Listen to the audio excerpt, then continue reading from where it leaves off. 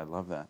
Okay, so then at that time you decide, okay, I'm going to figure this out. Did you already, while you were at Slate, figure out the actual the actual chemistry of the medication? It had been innovated by some German scientists.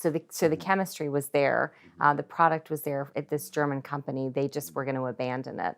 And so Really? Wow. that's why I went in to save it, if you will. So you used that medication, the chemistry of that medication on the 13,000, or? Yes. Gotcha. And they had done a lot of scientific work on it. They had taken it, they'd gone to the FDA, they'd hit a road bump, and the FDA said, go do some more work. And in like a shocking sort of turn of events, as opposed to doing that, they said, we're out. I'm just going to can this idea. Yeah, and I think it was a lot of that public conversation. Sure. It's breakthrough, right? It was the first of its kind, first in a category, and I think they said like, it's sex, we're German, we're out. I mean, most of their medications have been in other categories, and like people had big reactions to it, and I think they recognized how difficult that path would be. And how long was it from when you actually acquired that you actually got it approved? Because I know you had one hell of a roller coaster. I have, yeah. So we want to hear all of that. Yeah. So from the time that you went ahead and got it, actually got you, so you got the rights to it, or what was it that you did? I did global rights. I own it completely, the patents all over the world, and I had, and then went on and continued with my scientific team to do a bunch of the science. Submitted it to the FDA. We'd met our endpoints. You know, science is double-blinded, placebo-controlled, and it truly is that, like black and white. You know, there's certain measures of success in clinical trials you have to meet with statistical significance, and we'd done all the work and we'd met all of those endpoints, and submitted it to the FDA, and I just was getting ready to launch it. You know, they had a review period, and during that review period, I was getting ready, and at the end of that review period, they denied it. And I was blindsided. I've told this story because I really can close my eyes and go back to that day. And I had just gotten off of an airplane, like, the approval is coming. And I get this note that they have sent over a letter and they have rejected it. Application was denied. And I sat down in the airport, and I really did. I feel like I didn't move, like time stood still for a couple hours. And I'll tell you why. Yeah. Well, that was it. Like, they controlled my fate, and I had to go face the music with this incredible team of mine, deliver the news, and I had no answers.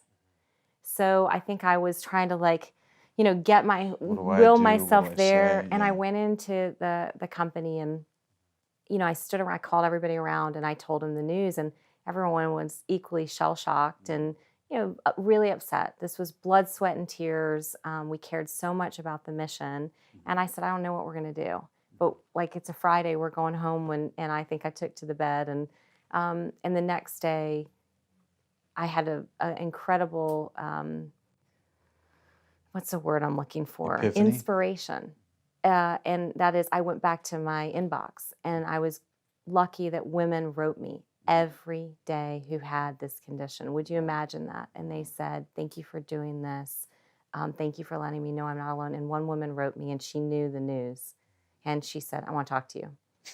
And so, you know, I sort of got ready, like I was going to go meet her. And I went to meet her, and she walked in, and like I could see her coming a mile away, because Type A women, totally in charge. Like, we lock eyes. She's walking in. Felt the energy. And she was, you know, she looked, by all appearances, she had sort of the perfect life.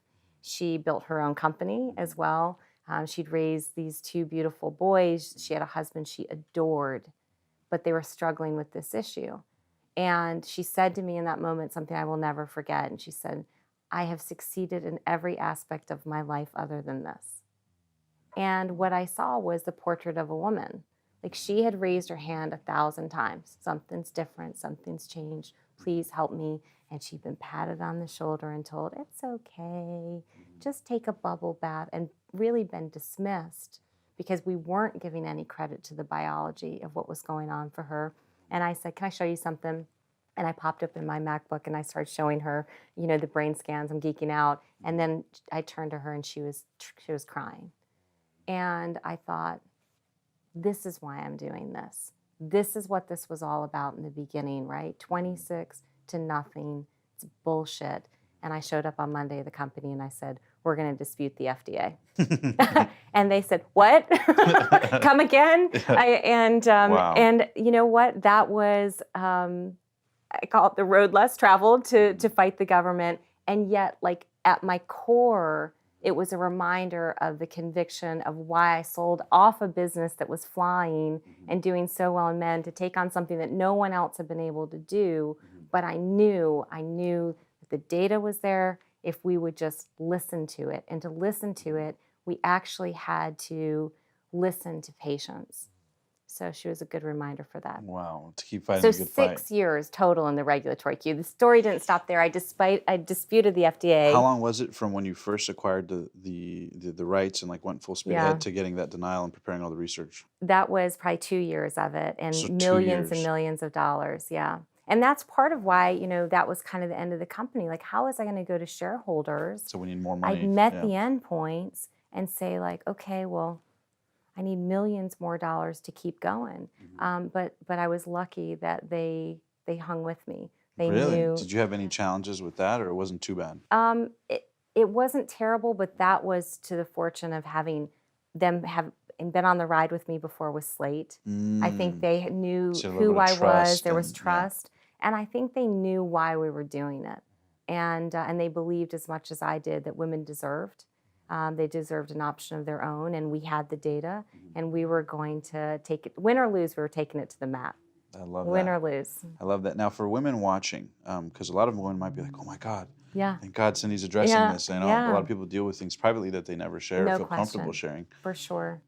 What is it in the research that you have found in the data that was so compelling to you Yeah. to keep fighting the good fight? I know you said the brain scans, Yeah. but what else? Could you go in depth into like Sure. what was in particular that gave you that confidence to keep fighting? Well, it's just, we'd known about it since the 70s. It's been a diagnosis code for 4 decades, and yet we couldn't give women a single treatment. So I'm looking at, and remember, I run a company with one of the male drugs, so I understand like medications have benefits, they have risks, but we characterize all of those, and then we turn over decisions to patients and their healthcare providers. But not once could we do that for women. The science was there. So, you know, women who have this condition, along the way, people said, come on, Cindy, like nobody's going to lose their life from this. But what I Yeah. learned is, but go talk to them because they're losing their life as they know it. Their livelihood, yeah, It's absolutely. exactly as you said, like they're struggling with it behind the scenes. We know from decades of research that it's 10% of women are dealing with this. That means couples, by the way, are dealing with this issue. True, yeah. 1 in 7 American couples live in a sexless marriage. You know, sex is sort of for most of us, Totally, it's a yeah. critical part of the human experience. It's like how we show up in the world. It's how we connect with others. And so I knew that there was a brain chemistry issue at play for some women. And the fact that we were patting them on the shoulder and telling them like, hey, read 50 Shades of Grey was so indicative of how tone deaf we are to the biology at play for them. And it's really so damaging because what you're doing is you're telling them it's their fault. And it's not their fault. Yeah, and their self-efficacy, their view. Yeah. Yeah, exactly. It's really, the parallel for me is if you would go back to the days when we just didn't know about clinical depression, it would be like the treatment today for all of those folks being us knocking them in the arm and saying, life's hard, Yeah. suck it up. Yeah, cheer up, buddy. Yeah. We would never do that now that we understand, like for some people, that's a imperative that they have that kind of, that they have a pharmacologic treatment option. It's the difference, all the difference of returning to a normal they once knew. And so it just was sort of barbaric to me that we were treating it that way. And then on the actual brain scans, what does someone see when they Yeah. look at brain scans? So what you see is you see the brain basically, it shuts down. So like I said, we're pretty animalistic when we have sex. Yep. We quiet the brain. We turn off all of the to-dos, Yeah, right? yeah. To basically mate. And for women who have this condition, that doesn't shut down. And it's why they really describe it. It's incredible because they describe it exactly as it's seen. Like they're still doing their to-do list and they can't kind of Snap get into into the the zone. moment. Yeah. So they don't respond to sexual cues anymore. And they used to. Like, that's one of the things is you had desire you were once happy with.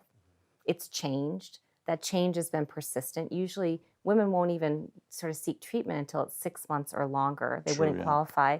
And they care. You know what? If you're not having any sex and you don't care, never take a medication for it, because that's not the right thing to do. If the root of it is a relationship issue, therapy is the right thing to do. But when biology is at play, by God, like, women deserve to have the option to take a medication and see if that helps.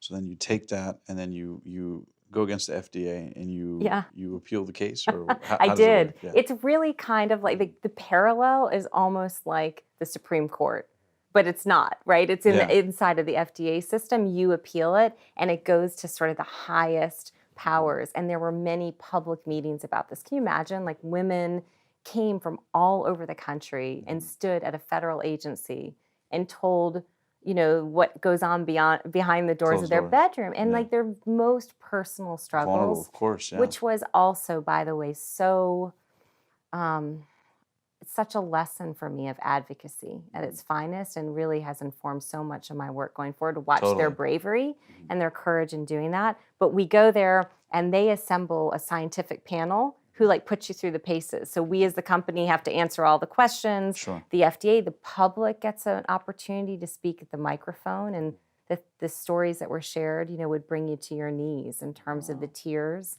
and also the sort of outrage of people who would just openly, attack these women for what they were sharing. And so really such an incredible... What was the standpoint or the viewpoint of attacking? I mean, what's the basis that you would even attack that? It's ridiculous. It's like, you don't need this, find a new partner.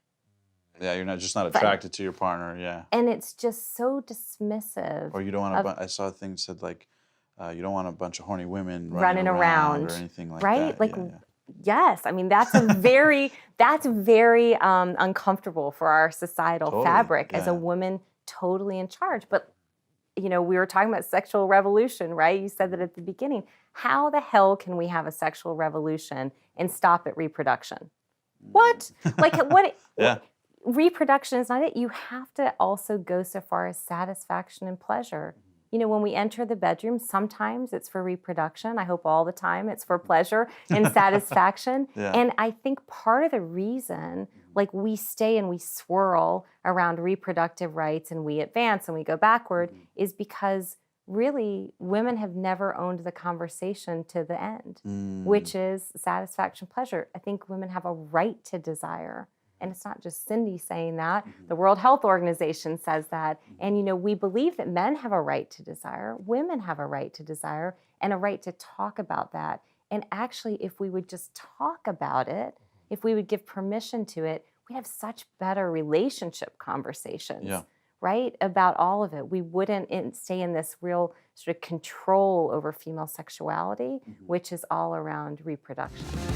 If you guys enjoyed that video, be sure to hit that subscribe button right now, because every week we bring you the very best in personal development content, interviews, and insight to help inspire you to take your life and your dreams and make them a reality. And also, if you want to know how to book dream guests the same way I have, you can check the link below for my top 3 secrets. So if you have a podcast or a show or whatever it is and you want to collaborate with them, if you click that link below, I'll give you those top 3 secrets to help you get in touch with anybody. And also, don't forget that The Passionate Few is available on media platforms as well. So you can subscribe to the podcast. And until next time, thank you for being one of the Passionate Few.